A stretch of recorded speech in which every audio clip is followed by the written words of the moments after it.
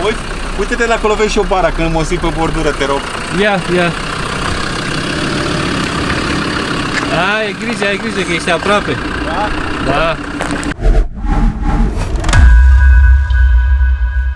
Salutare și bine v-am găsit. Astăzi la uzină veți vedea. Am avut vreodată până acum?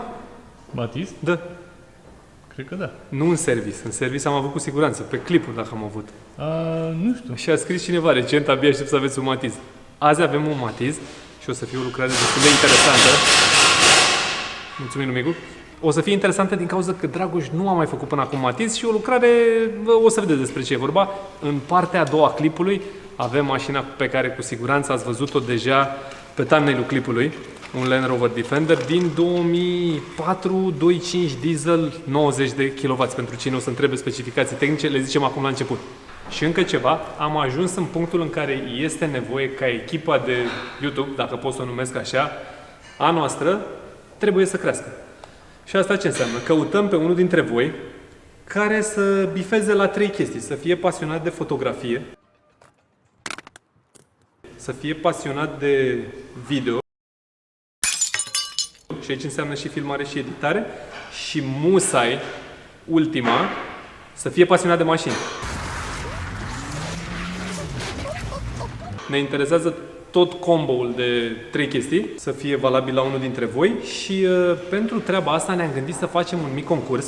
Vrem să ne demonstrați printr-un clip de 2 minute cât de pasionați sunteți voi de mașini. Premiul este că cele mai tari 3 clipuri vor apărea pe unul dintre clipurile noastre, vor fi vizibile, cap-coadă, dar maxim 2 minute să aibă și unul dintre cei 3 va avea ocazia să lucreze la noi într-un viitor super apropiat. Toate clipurile vor trebui puse pe transfer și trebuie să primim pe contact@aruncoastades.ro link-ul pentru download. După ce le urmărim pe toate, 3 vom alege. Încă ceva foarte important pentru noi, trebuie să fim realiști. Nu vă înscrieți la concurs dacă sunteți de la sute de kilometri de noi. Sau dacă vreți să ne arătați, cum să vă zic, dacă vreți să ne arătați capodoperele voastre, puteți să le trimiteți, dar nu putem să luăm în calcul pe cineva care stă în Suceava sau în Sibiu sau în Cluj. E musai să fie cineva care, realist, poate să lucreze la noi. E foarte important pentru noi chestia asta, deci țineți cont de lucrul ăsta. Iar câștigătorii clipului cu Mazda, de acum 2-3 clipuri, sunt aici pe ecran. Aici avem un organizator, iar aici avem un set de șurubelnițe, toate de la Gebo. Ce facem, mă? Băgăm Matizul? Să vedem ce știe să facă Dragoș? Hai cu Matizul, hai. Sunt curios dacă te prindem un offside. Dacă ai făcut un anumit model de mașină. Gata, se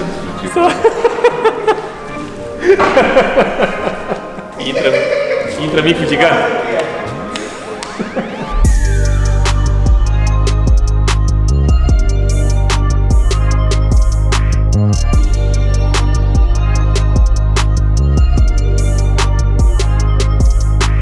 Bă, dar nici nu știu ce de făcut. Eu am crezut că știi. Mă interesează dacă mai am ceva în afară de asta. Nu, dar nu crezi că ajunge atâta timp cât nici nu știi care e treaba? Chiar nu e nicio fază.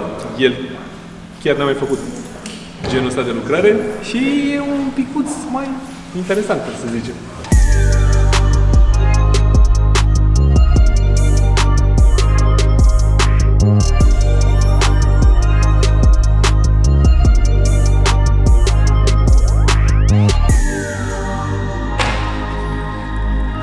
Haideți, domnul, sunteți pregătit? Pe fața mea par pregătit. Hai că e un Matiz, e mic.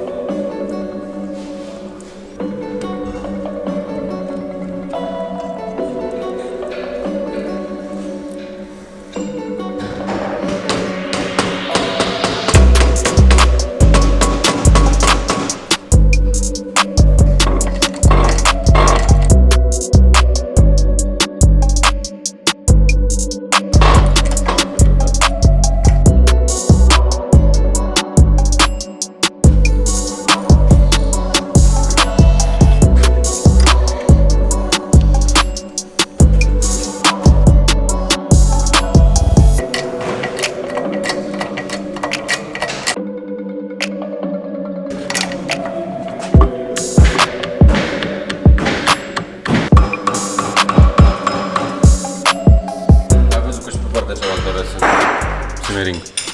Și ăla făcea corp cu butucul și gen rămâne fix.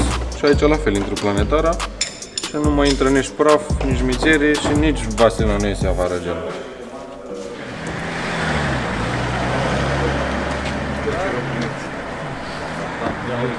Motivul pentru care vreau să vină și aici.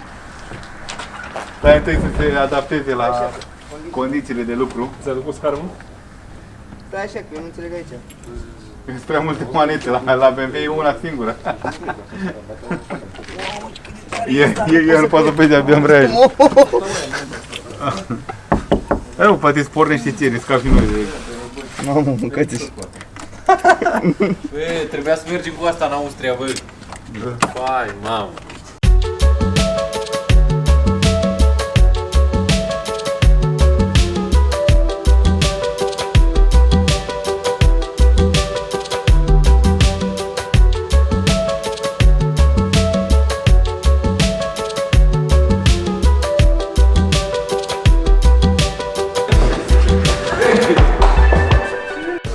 Mașina nu vede drumuri publice. N-are nici 100.000 de kilometri, măcar. Are 90 și ceva de mii.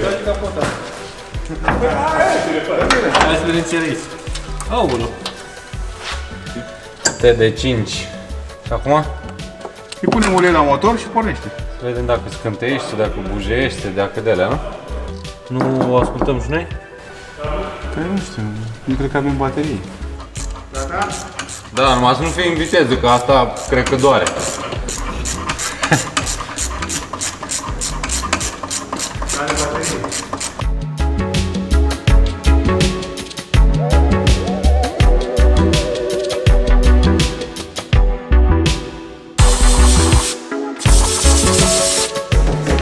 E bună bateria până la urmă? Nu știu, mai facem o probă, că putem, am cumpărat acolo.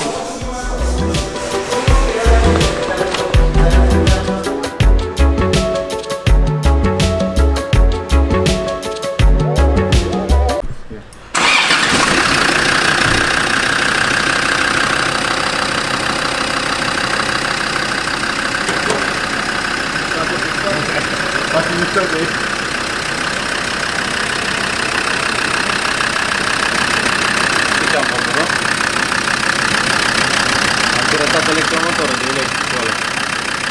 S-a pornit.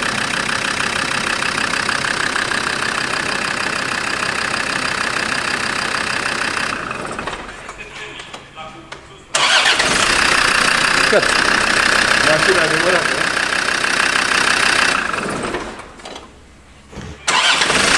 Bă, da, pornește, nu se joacă. Ești nebun?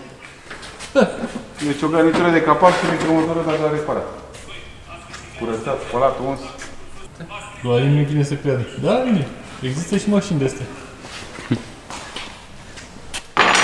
Ăsta, bă, nu Passat. Gata și eu. Cum o Passat? Fără de armadă decât cu două chei și un degripan și aer. Deci avea ulei pe electromotor? Da, foarte mult. Care venea de unde? De la garnitura de la capac. Pare un pic obosit. Deci gata, am reparat. Deci ar fi recomandate și astea, nu? De Da. schimbat. Garnitură de capac și electromotorul dat jos, spălat, curățat și cam atât. Păi, dau un telefon omului să vedem ce. Și poate la final ieșim cu ei pe aici, băcăm. Pregădând. Gata, vești bune, am vorbit cu clientul la telefon, ne-a dat undă verde pentru înlocuire garnitură capac, mică revizie a electromotorului și din cauza că a văzut că pe jos nu prea i-a plăcut nivelul uleiului, a zis faceți și o revizie pentru orice eventualitate și cred că o să-i cer, trebuie să-i mai cer acordul și pentru că ceva la final.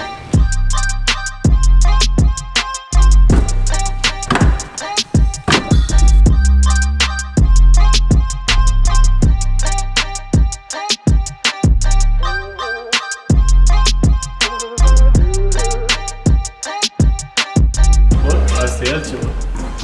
Mișto, tati. Mișto rău. Uite, aici are și niște paie. Îmi vine să bag una, să văd dacă stă pe acolo. De la ce fi uleiul ăsta? I-am văzut că vine de sus. Deci, foarte posibil, doar garnitură de capac.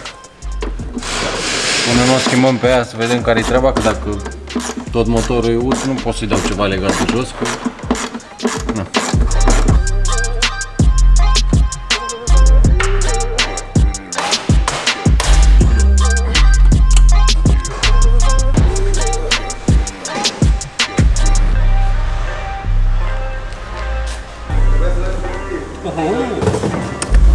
Vezi, mă, ce înseamnă uleiul?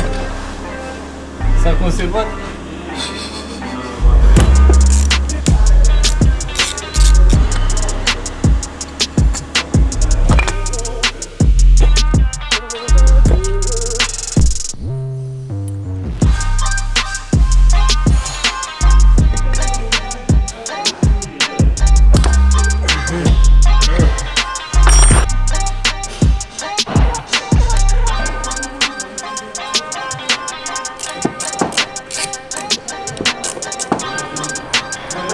Arge garnitura aici. Și n-a intrat ulei aici. Nu era chiar curat. Nu lună, mai are câteva Dar nu ulei. impurități. N-a intrat ulei, dar are garniturul ăsta aici.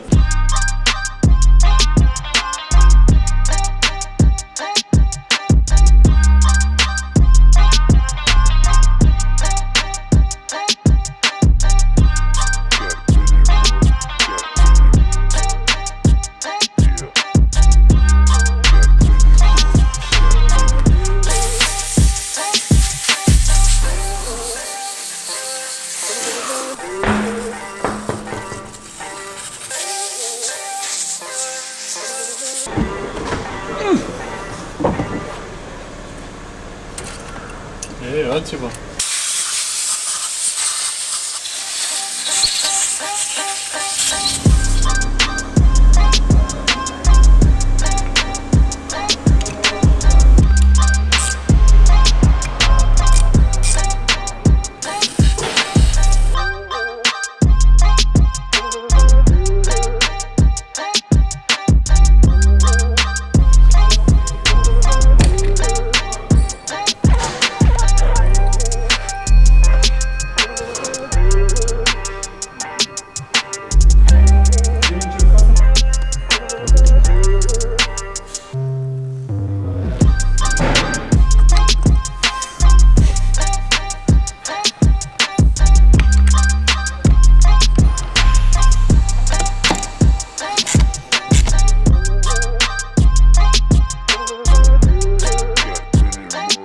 Ia uite, am schimbat personajul.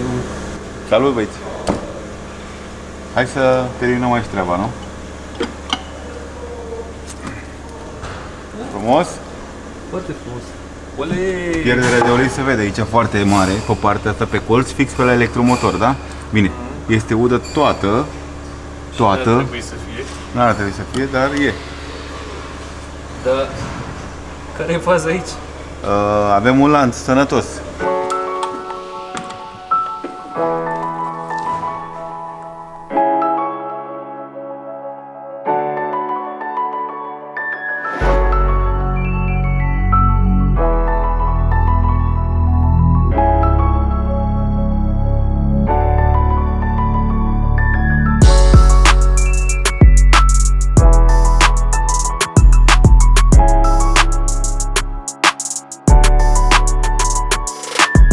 Fac after, da, e after tuning.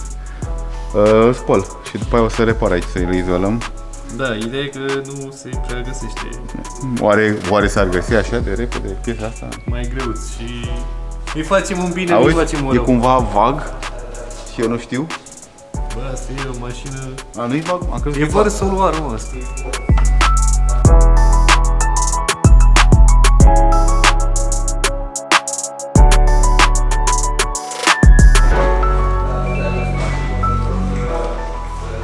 Vine poliția.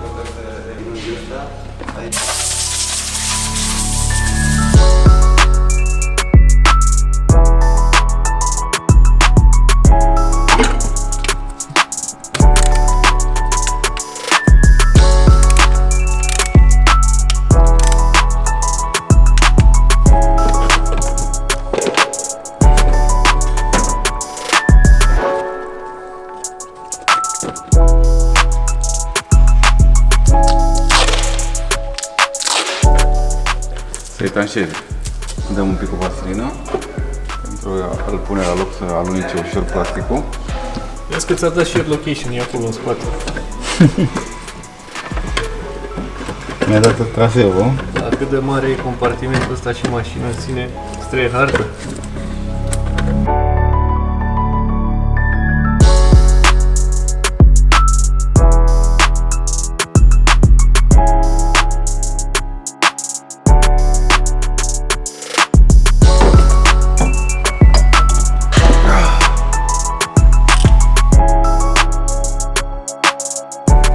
Ceva, Vălic. Păi vreau să vă arăt unde e frâna de mână la această mașină. Acesta este un tambur. Fix aici unde intră la cutia de transfer. Are cablu aici de frână de mână. Și aici are sistemul de saboți. Cablul ăsta. E acolo, da? Aha. Și aici unde intră cardanul fix în cutia de transfer. Are saboți. Tambur și saboți. Pentru că pe spate, dacă ar fi avut mașina aceasta frână de mână, ar fi fost problema în felul următor. Un cablu se deteriorează foarte repede, ținând cont că mașina intră pe câmpuri și așa mai departe, și saboții, în primul rând saboții ar fi fost înăcleați cu mâlă, apă și așa mai departe. Acolo fiind și mai înalt, și mai sus, și mai protejat.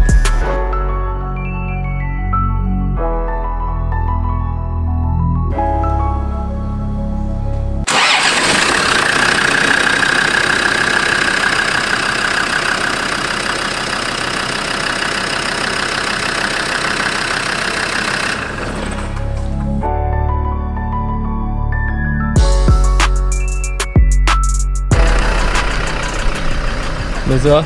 Bună ziua, să-mi spui dacă ai loc. Cum să n-am loc? Auzi. Auzi? Cum merg cu mâna? Așa făceam? Da.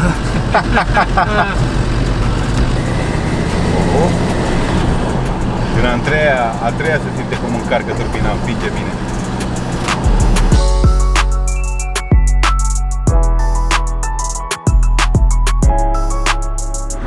Am plecat la drum.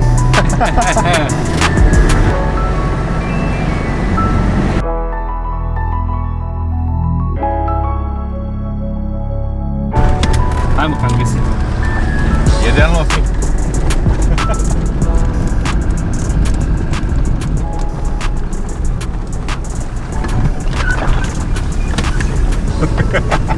Ce faci, bă? Îl vezi aici, mașina asta, trebuie să mergem pe teren accidentat un pic. Păi și cum părere mă ești? Ha? Cum mai ești, mă? Haide mă, sunteți șoferi sau nu? Ce rău? Bă! Vezi că mai ai și... Deci nu cred. Dar stai mă pic, vezi colțurile. Nici n-ai nevoie să dai 4x4. Auzi? Uite-te la acolo, vezi și o bara, când mă ții pe bordură, te rog. Ia. Ai grijă că ești aproape. Da? Da. La unde te duci?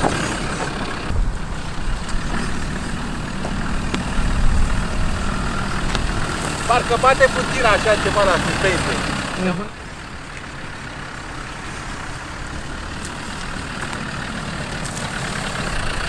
Te dai jos, o ții decât de volan atunci.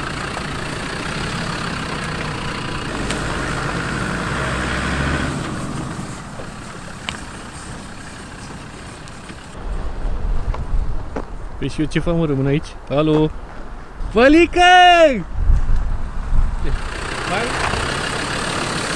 Sau nu-i nevoie?